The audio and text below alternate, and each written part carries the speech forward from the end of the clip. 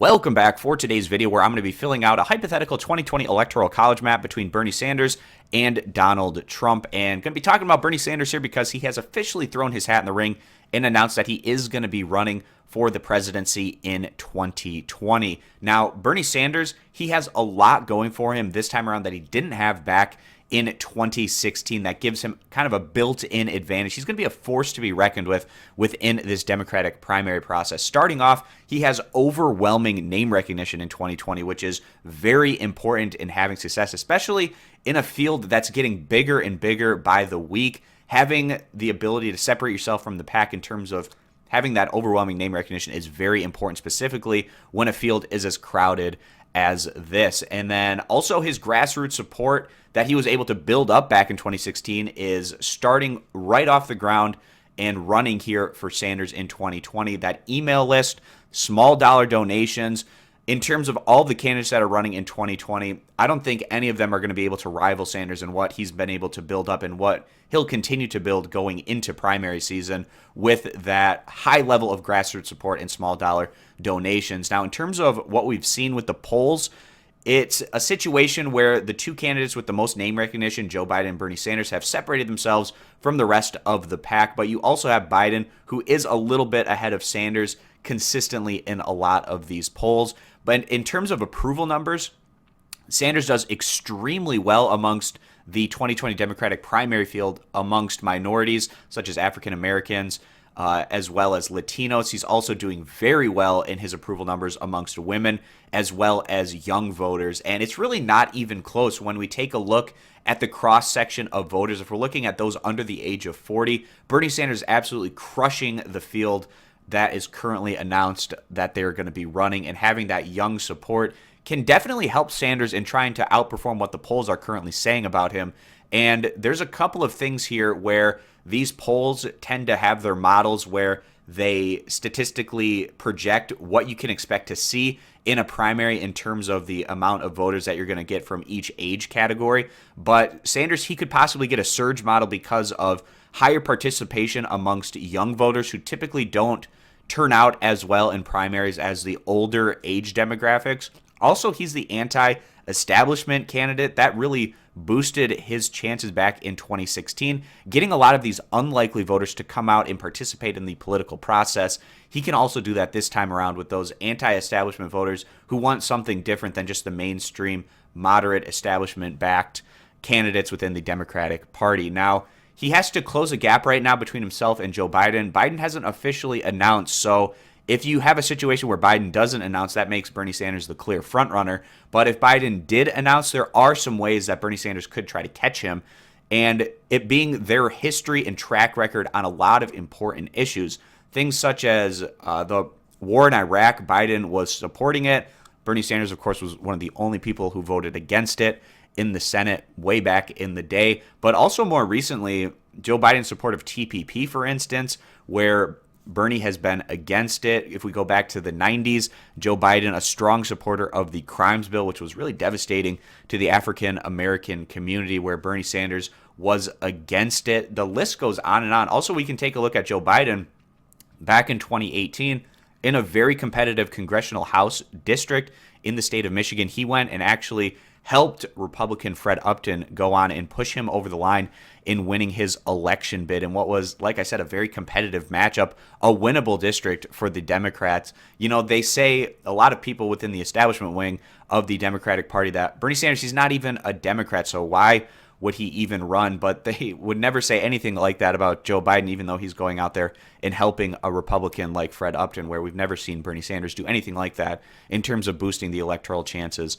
of Republican candidates. And then moving on from that, he's also single-handedly reshaped the Democratic Party platform. Bernie Sanders, he doesn't get enough credit for this, but where the Democratic Party was going into the primary in 2016 is a very different party than where it is at today. And basically all of that can be thrown on the shoulders of Bernie Sanders, where he's pushed this party to a situation where if you even want to run for the presidency, now you have to be for things like Medicare for all, a living wage, tuition-free public universities. The list goes on and on, the way that he's overall reshaped the Democratic Party. So he's going to be a force to be reckoned with. He's already doing pretty well in the polls, but now that he's officially announced, that's likely to boost his numbers up a little bit. And like I said, it's going to be very tough for any of the other candidates to compete with the grassroots support and the small dollar donations that Bernie Sanders is going to have behind his candidacy. So now I want to go through and fill out the rest of this electoral college map.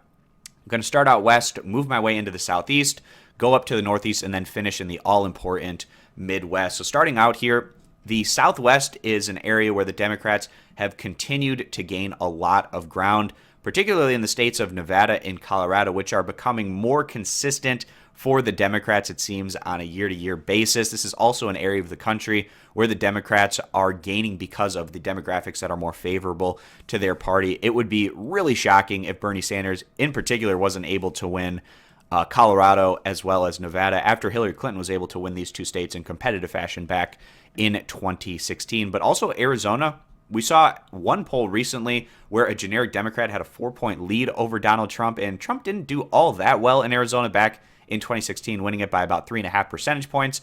The Democrats in 2018 were able to flip this Senate seat from Jeff Flake's old seat. Of course, he didn't run for re-election, but Kyrsten Sinema going on and taking this. And this is the next state, it seems, to fall in the Southwest, where Nevada and Colorado are already becoming more consistent for the Democrats. It seems like Arizona is going into a purple situation, and maybe within this 2020 cycle is where the Democrats are finally able to go ahead and start claiming it more consistently. I'd give Bernie Sanders a slight edge here out in the state of Arizona. Now moving to Texas, it's going to be really tough for the Democrats to try to win this state, but we have also seen the demographics helping the Democratic Party a bit here in the state of Texas.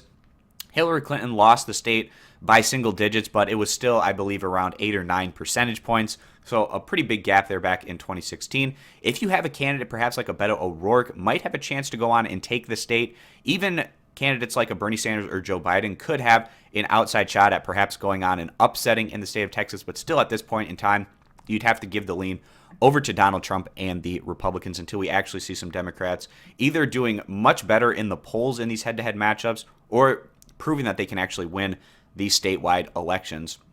Now moving over into the Southeast, where we have Georgia and Florida. Now, Georgia, extremely close race there statewide in the governor's race in 2018. And amongst all of these other Southeastern states, Georgia is actually becoming a bit more of a purple situation. Even though the Republicans are still winning these statewide elections, they're by thinner and thinner margins. The areas in and around Atlanta have become a bit more liberalized, a lot of these suburban areas.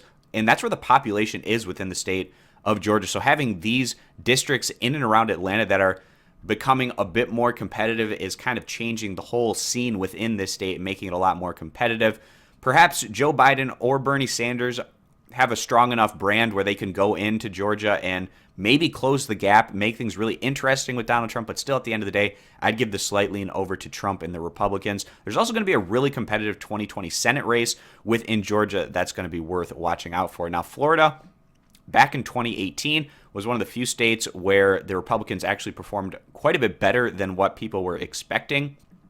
They won the statewide race with their governorship as well as flipping a Senate seat. Really good news for the Republicans there. And Donald Trump has a lot of support here within the state. It's going to be tough for any Democrat to come in and try to take down Donald Trump. And Florida, it seems like these are always really close elections in presidential years. I actually think Bernie Sanders has a decent shot at trying to go on and upset Trump here, but still, at the end of the day, I'm going to give a slight lean to Donald Trump. He was able to win the state by a little over 1 percentage point back in 2016. We do have to also remember the Democrats under Barack Obama was able to win the state of Florida back in 2012 and 2008, so it's certainly within the realm of possibility that the Democrats could go on and win this one, but I'd like to see some more polling data before we go ahead and flip this one over to a candidate like Bernie Sanders, although I think he does have a decent shot at going on and also winning a state like Florida. So now moving up a bit here, going into the state of North Carolina.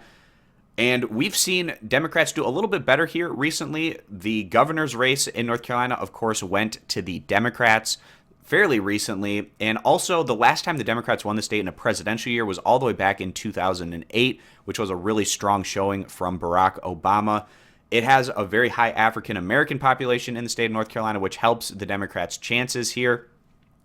We've seen some polling actually coming out of North Carolina with hypothetical matchups for 2020, and the only candidates that had a little bit of a margin over Donald Trump were Joe Biden as well as Bernie Sanders. At this point in time, I think I would give just a very slight lean over to Bernie Sanders in his head-to-head against Trump in this state, and what's a purple state going to be very competitive in 2020. Now, Virginia, it's actually been a state that's trending really well for the Democrats over the past decade, but given what's going on within the Democratic Party in this state is pretty devastating and likely to hurt them perhaps going into 2020 with all the drama that's going on in the governor's mansion, for instance, and those that are in leadership in the Democratic Party in the state of Virginia. But I actually think that this can help somebody like a Bernie Sanders quite significantly. He's viewed as an outsider, anti-establishment, an independent, not necessarily having that Democratic crown over him like all of these other candidates would have in Virginia. And I think that actually could play to his advantage because of that anti-establishment wing of the Democratic Party in the state of Virginia. If we look back at the governor's race,